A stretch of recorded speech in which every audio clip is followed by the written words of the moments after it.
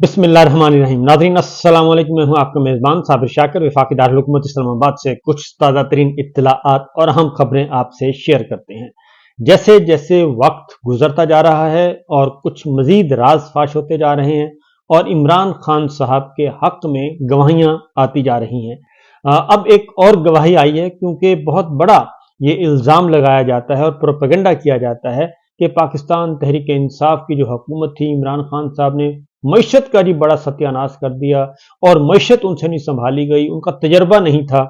जबकि हकीकत यह है कि इमरान खान साहब के 3.5 साल के दौरे हुकूमत में और उनके साथ जो दीगर जमातें थीं, उस दौरे हुकूमत में तहरीक अदम एतमाद से पहले पाकिस्तान की शरह नमू 6.2% से क्रॉस कर चुकी थी और पाकिस्तान की मईशत मजबूत और टेक ऑफ हो रही थी। और जब से शौकत तरीन साहब वजीर खजाना आए और इमरान खान साहब ने और उनकी टीम ने जो कुछ इकदाम उठाए, उसके बाद पाकिस्तान की मईशत मुस्तहकम हो रही थी और तहरीक अदम एतमाद के वक्त तक पाकिस्तान की मईशत मुस्तहकम थी। अब चूंकि दोबारा ये रोना रोया जा रहा है और बहुत ज्यादा प्रोपेगेट किया जा रहा है, एक नया बयानिया बनाने की कोशिश की जा रही है कि इमरान खान साहब को तो पता ही नहीं था कुछ, लेकिन अब गवाहियां आ रही हैं अंदर से और मुस्लिम लीग नवाज के अंदर से गवाहियां आ रही हैं। और वो क्या गवाही है? जुबैर साहब, मोहम्मद जुबैर, असद उमर साहब के भाई, गवर्नर सिंध रह चुके हैं, मुस्लिम लीग नवाज शरीफ साहब के तर्जुमान रह चुके हैं, मरियम साहिबा के तर्जुमान रह चुके हैं। वोट को इज्जत दो का बयानिया उन्होंने आगे प्रमोट किया और उसके साथ साथ जनरल कमर जावेद बाजवा के साथ जो मामला तय करवाने थे और तय करवाए गए, वो सबसे पहले मोहम्मद जुबैर साहब ने ये सारी डील जो है उसकी बुनियाद रखी और उसके नोक पलंग सवारी बाद में मोहम्मद जुबैर साहब मिलते थे और मुलाकातें करते थे और नवाज शरीफ और मरीम साहिबा की ख्वाहिश पे मिलते थे।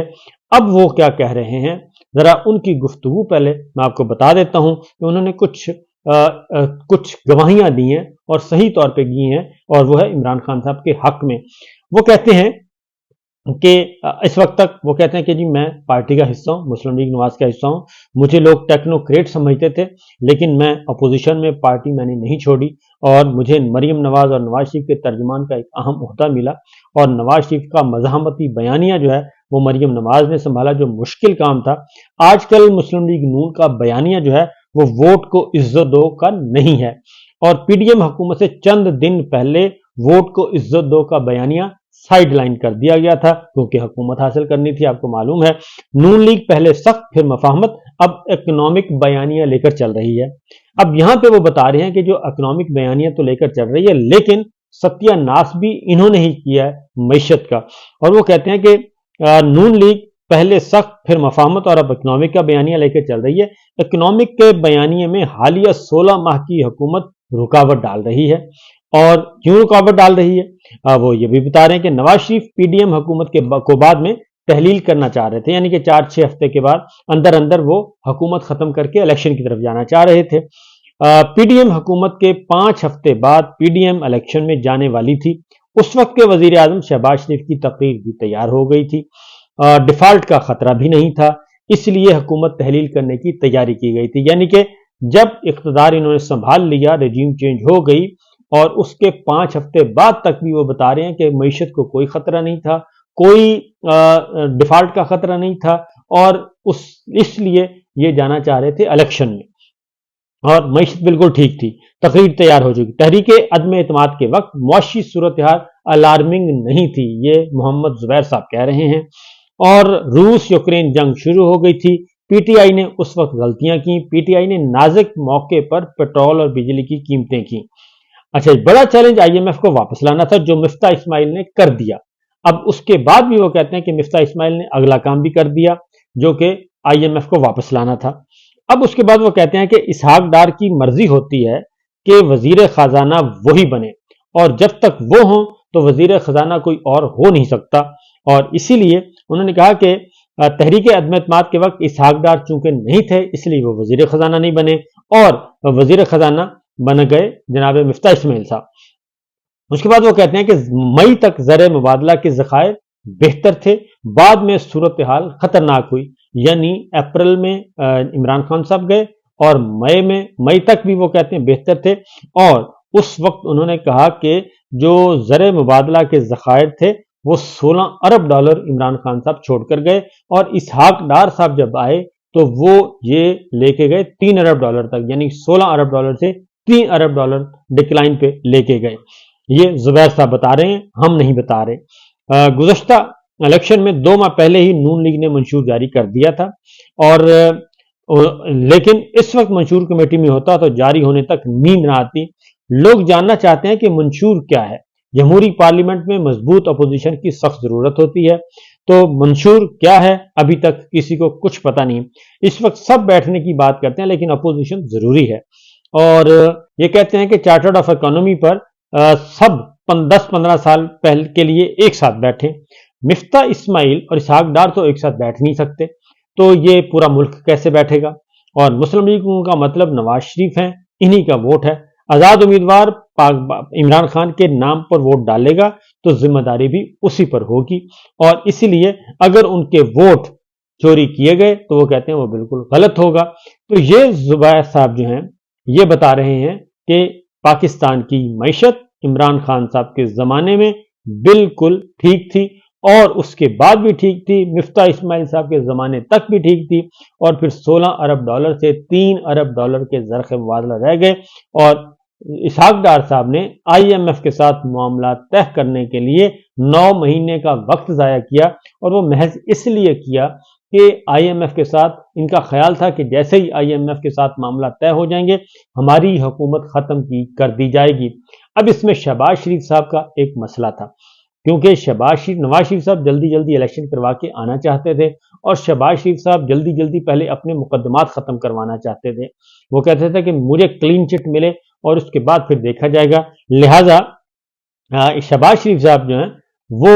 لنگر آن کرتے رہے اور مسلسل کرتے رہے، اور وہ اس لیے کرتے رہے کہ وہ باجوہ صاحب کو لالی پاپ دے رہے تھے، اور باجوہ صاحب ان کو لالی پاپ دے رہے تھے کہ میں آپ کو ایکسٹینشن دلوا دوں گا ایک اور۔ یہ اسی لیے الیکشن بھی نہیں ہوئے اور الیکشن نہیں ہونے دیے گئے، اور باجوہ صاحب دیکھتے رہ گئے، لیکن یہ کام نہیں ہوا۔ اب آتے ہیں سچویشن کی طرف، معیشت کی طرف۔ پہلے ذرا معیشت جو ہے اس وقت آئی ایم ایف نے مزید جو ہے وہ ڈو مور کا مطالبہ کر دیا ہے آئی ایم ایف نے، اور پاکستان کی گورنمنٹ یعنی کہ نگراں حکومت نے اس کو یقین دہانی بھی کروا دی ہے۔ اب جو یقین دہانیاں کروائی گئی ہیں وہ ذرا سن لیں کہ ٹیکسٹائل اور چینی پر ٹیکس بڑھانے کے لیے حکومت نے یقین دہانی کروائی ہے۔ ٹیکس آمدن میں ممکنہ شارٹ فال کی صورت میں ہنگامی پلان آئی ایم ایف کے حوالے کر دیا گیا ہے۔ عوام پر ہر ماہ 18 ارب روپے کے مزید ٹیکس لگیں گے، 18 ارب ہر مہینے کے ٹیکس لگیں گے اضافی، اور پلان پر عمل درآمد ماہانہ 18 ارب، 5 ماہ میں 90 ارب روپیہ اکٹھا کیا جائے گا ٹیکسوں کی مد میں۔ چینی پر 5 روپے فی کلو فیڈرل ایکسائز ڈیوٹی عائد کی جائے گی، 5 روپے فی کلو، اور ٹیکسٹائل لیدر مصنوعات پر جی ایس ٹی 15 سے بڑھا کر 18% کر دی جائے گی، اور مشینری، خام مال، سپلائر، خدمات، ٹھیکوں پر بھی اضافی ٹیکس لگے گا۔ نگراں حکومت نے ٹیکس آمدن بڑھانے کا پلان آئی ایم ایف سے شیئر کر دیا، اور اگلے سال ٹیکس ہدف 1590 ارب اضافے سے 11,000 مقرر کرنے کا اعلان کر دیا ہے، اور پیٹرولیم ڈیولپمنٹ لیوی سالانہ ہدف 918 ارب سے بڑھا کر 1065 ارب روپے کرنے کی تجویز کی گئی ہے، اور رواں سال 30 جون تک 50 ارب اور اگلے سال 147 ارب اضافی لیوی وصول کی جائے گی۔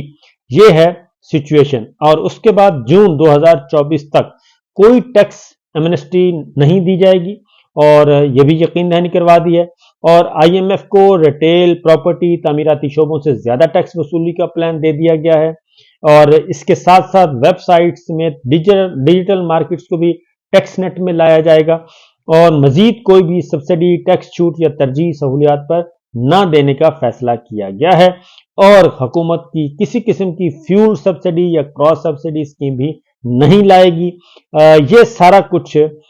کیا یقین دہانی کروائی گئی ہے۔ ریٹیلرز کے خلاف اسلام آباد، چاروں صوبوں میں دکان مہم شروع کی جائے گی، اور نان فائلرز کے خلاف بڑی کارروائی کی यकीन दहानी करवाई गई है। नॉन फाइलर्स और टैक्स चोरों को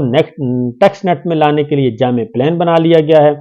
IMF से प्लान शेयर इब्तदा में 9 लाख नॉन फाइलर्स की जद में आएंगे और मईशत को दस्तावेजी शक्ल देने के लिए 145 इदारे मालूमात देने के पाबंद होंगे। और ये e-invoicing system, compliance risk management system से टैक्स नेट बढ़ेगा। ये सिचुएशन इस वक्त चल रही है, ये यकीन दहानियां करवा दी गई हैं और इस तरीके से ये जुबैर साहब ने भी बता दिया। अब इस वही टीम, अब जो जिनके बारे में ये गवाहियां दी जा रही हैं, मिफ्ता इस्माइल साहब बता चुके, शाहिद खाकान अब्बासी साहब बता चुके, वो भी बता चुके कि वो जो पनामा का शोर मचाते हैं वो उन्हीं अपार्टमेंट्स में तो जाके रहते हैं, जैसे ही मुकदमात खत्म होते हैं वहां चले जाते हैं या यहां से डील करते हैं अपार्टमेंट्स में चले जाते हैं। तो अपार्टमेंट्स भी वही हैं जिन पे इनको बरी जिम्मा करार दे दिया गया है। तो उसी टीम को अब ये जुबैर साहब जो बात कर रहे हैं, मिफ्ता इस्माइल साहब जो बात कर रहे हैं, शाहिद खाकान अब्बासी, ये तो मुस्लिम लीग नवाज की अपनी आवाजें हैं, अंदर की आवाजें हैं। तो इमरान खान साहब तो फिर वो तो बहुत बेहतर थे और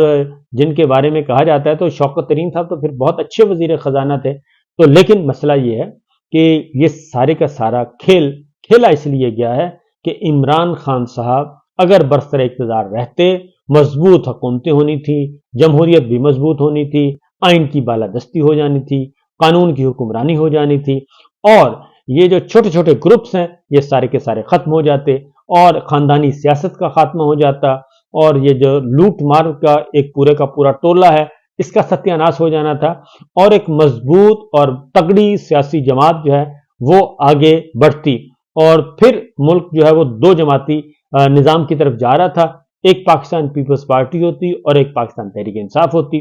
तो ये दोनों जमातें जाहिर है ये ऑर्गेनिक जमातें हैं और दोनों ही, और इन दोनों ऑर्गेनिक जमातों की मौजूदगी में तो दाल नहीं गलनी थी। जिनकी जो दाल अपनी गिलाना चाहते हैं, एस्टेब्लिशमेंट को बहुत ज्यादा नुकसान हो रहा है, मिलिट्री लीडरशिप को, मिलिट्री एस्टेब्लिशमेंट को। तो लिहाजा जानब बाजवा साहब ने ये सारा खेला कि जनाब अगर ये सब कुछ हो गया तो मुझे क्या मिलेगा। उन्होंने अपना फायदा सोचा और वही जो पुरानी बात जो है दोबारा रिपीट करने की जरूरत नहीं है, वो खुद अपने आप को धोखा देते रहे और इधर इनको धोखा देते रहे और ये सारे का सारा खेल जो खेला गया इस वक्त पाकिस्तान में जो सियासी बहरान है, आइनी बहरान है, मुआशी बहरान है, अदालती, सियासी, सहाफती, ये सारे के सारे बहरान के जिम्मेदार जो हैं वो सिर्फ वो सोच है कि हम कमजोर ना हो जाएं, हमारे हाथ से जो इख्तियार है, इख्तिदार है वो ना निकल जाए, ये चीज हमारे पास रहनी चाहिए। ये है वो बुनियादी बात जिसकी वजह से अब सर पकड़ कर बैठे हैं, क्योंकि पाकिस्तान के अवाम जो हैं वो इतने बेवकूफ तो नहीं है कि उनको पता ना हो कि ये सारा खेल क्यों खेला गया और बाद में जो आने वाली गवाहियां अब उसी टोले को, जिसके बारे में ये गवाहियां आ रही, उसी टोले को वापस बरसर इक़्तिदार लाने की बातें की जा रही हैं और उसी टोले को खुश करने के लिए, लाडला कंपनी को खुश करने के लिए, यानी कि जिनके अंदर से बताया जा रहा है कि बर्बाद करने वाले ही मईशत को ये हैं, जो मिसाके मईशत की बात करते हैं, बर्बाद करने वाले ये हैं। इन्होंने अपने तो सारे मुकदमात खत्म करवा लिए और क्लीन चिट पे क्लीन चिट दी जाती रही और दूसरी जानिब जो बिल्कुल जिनके खिलाफ कोई है ही नहीं, इल्जाम ही नहीं है करप्शन का, उनको उठा के इबरत का निशान बनाने की कोशिश की जा रही है। तो ये है पाकिस्तान की कौम सारी चीजें देख रही है, इसीलिए ये इतना रिएक्शन भी हो रहा है। तो क्या उस टोले को इक़्तिदार देने के लिए ये इतना ज्यादा हंगामा खड़ा किया गया, इतना ज्यादा अजाब मुसल्लत किया गया पाकिस्तान के अपने अवाम पे, अपने शहरियों पे, चार दीवारी को पामाल किया गया, खवातीन को बेतौकीर किया गया। अभी भी जेलों से भरी पड़ी हैं, खवातीन पर हैं, सियासी कारकुन मौजूद हैं, पॉलिटिकल लीडरशिप सारी अंदर है। तो मेरा ख्याल है कि जुबैर साहब की बात भी सुननी चाहिए, मिफ्ता इस्माइल साहब भी झूठ नहीं बोल रहे, शाहिद खाकान अब्बासी साहब भी झूठ नहीं बोल रहे और उसी लाडला कंपनी को बजिद हैं कि इसी लाडला कंपनी को हमने इख्तियार देना है और इनके लिए पता नहीं अब क्या डील हुई है, क्या गिव एंड टेक है और पसे पर्दा क्या अवामिल हैं और ये सारी चीजें गिव एंड टेक क्या हुआ है, हिडन एजेंडा क्या है, हिडन एग्रीमेंट क्या है कि जिसकी वजह से जिसको पूरा करने के लिए इस वक्त एक फाशिस्ट सोच जो है वो मुसल्लत की गई है। ना आइन की परवाह, ना कानून की परवाह, ना जमहूरी रिवायात की परवाह, ना ही अदलिया की परवाह, ना ही عدلیہ کے فیصلوں کی پرواہ اور سب کچھ برباد کر کے رکھ دیا ہے، بنیادی انسانی حقوق تک پامال کر دیے گئے ہیں۔ تو دیکھیے گا کہ کیا ہوتا ہے۔ 8 فروری کو البتہ یہ فیصلہ ہونا ہے، 8 فروری کو، کہ پاکستان نے آگے بڑھنا ہے یا پھر 8 فروری کو فیصلہ ہوگا کہ پاکستان جو ہے دوبارہ بند گلی کی طرف جائے گا۔ اجازت دیجیے، اللہ حافظ۔